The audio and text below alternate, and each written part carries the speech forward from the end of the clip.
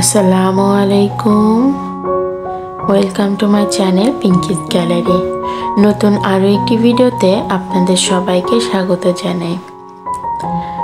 আশা করি সবাই অনেক ভালো আছেন। আলহামদুলিল্লাহ, আমিও ভালো আছি। আজ আমি চলে এসেছি টাঙ্গাইলের এক ঐতিহাসিক এবং মনোরম জায়গায়, মহেরা রাজবাড়িতে। এই জায়গার রাজকীয় সৌন্দর্য আর ঐতিহাসিক গুরুত্ব আপনাদের সাথে শেয়ার করব। চলুন শুরু করা যাক। সকাল সকাল চলে এসেছি মহেরা রাজবাড়িতে। ঢাকার ব্যস্ততা পেছনে ফেলে যখন মির্জাপুরের দিকে এলাম, চারপাশের সবুজ সৌন্দর্য মনটাকে একেবারে শীতল করে দিল।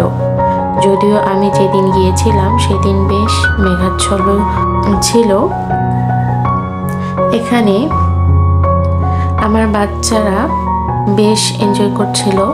আসলে বাচ্চারা একে অপরের সাথে খুব সহজে মিশে যেতে পারে। বাচ্চাদের মনে থাকে না কোনো ধরনের অহংকার বা হিংসা।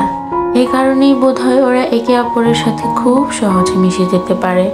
এখানে বাচ্চাদের জন্য আলাদা পার্কের ব্যবস্থাও রয়েছে, আর খোলামেলা জায়গা তো আছেই। তাই সব বাচ্চারাই এখানে অনেক এনজয় করতে পারে। এখানে আসার পরপরেই প্রথমে যেটা চোখে পড়লো সেটা হলো বিশাল বিশাল ভবন আর গাছপালায় ঘেরা শান্ত পরিবেশ। যেদিকেই তাকায় মনে হয় ছবি তুলি। মহেরা রাজবাড়ি শুধু দেখতেই সুন্দর এমন নয়, এর পিছনে রয়েছে দারুণ ইতিহাস। জানা যায় এই বাড়ি ব্রিটিশ আমলে নির্মিত হয় এবং পরবর্তীতে এটি পুলিশ ট্রেনিং সেন্টার হিসেবে পরিণত হয়। এখানে আনন্দ লজ, শশী লজ এবং আরও বেশ কিছু ঐতিহাসিক ভবন রয়েছে, যেগুলোর স্থাপত্য সত্যি স্নিগ্ধ করার মতো। এখানে প্রতিটি কোণায় যেন এক টুকরো ইতিহাস লুকিয়ে আছে। বিশাল খোলা জায়গা, সুন্দর বাগান আর নান্দনিক ভবনগুলো দেখে মনে হচ্ছিল এক সময় এই জায়গাটি কতটা জমজমাট ছিল।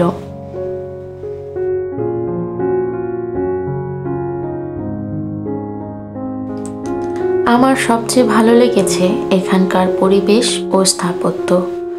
জায়গাটা এত সুন্দর আর মনোরম যে যেখানে ঘন্টার পর ঘন্টা সময় কাটিয়ে দিতে মন চায়।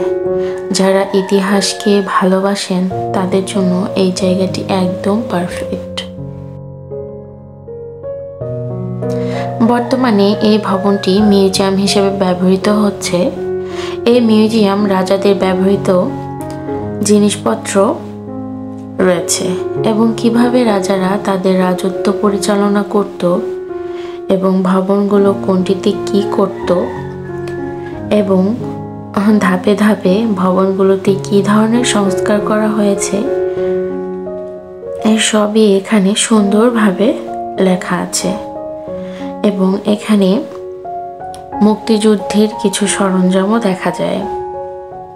এখানে রয়েছে রাজাদের ব্যবহৃত বাটি, পাতিল, রাজাদের ব্যবহৃত বিভিন্ন ধরনের জিনিসপত্র এখানে দেখতে পাওয়া যায়।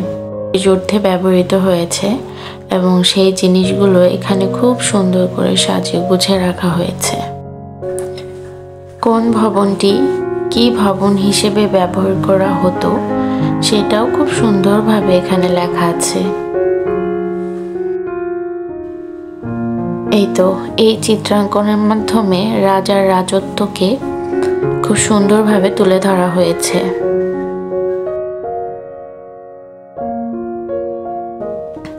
আজ আমি খুব উপভোগ করেছি। মহেরা রাজবাড়ির রাজকীয় পরিবেশ সত্যিই খুব মুগ্ধ করেছে আমাকে। যদি আপনারা এখানে আগে এসে থাকেন তাহলে আপনাদের অভিজ্ঞতা আমার সাথে শেয়ার করতে ভুলবেন না। আমি জানি না এ পর্যন্ত আপনারা আমার ভিডিওটি দেখেছেন কি না। যদি দেখে থাকেন আর ভিডিওর কোনো একটা অংশ আপনার যদি ভালো লাগে তাহলে অবশ্যই একটা লাইক দিবেন আর কমেন্ট করে জানাবেন আপনাদের ভিডিওটি কেমন লাগলো। আর অবশ্যই আমার চ্যানেলটাকে সাবস্ক্রাইব করতে ভুলবেন না।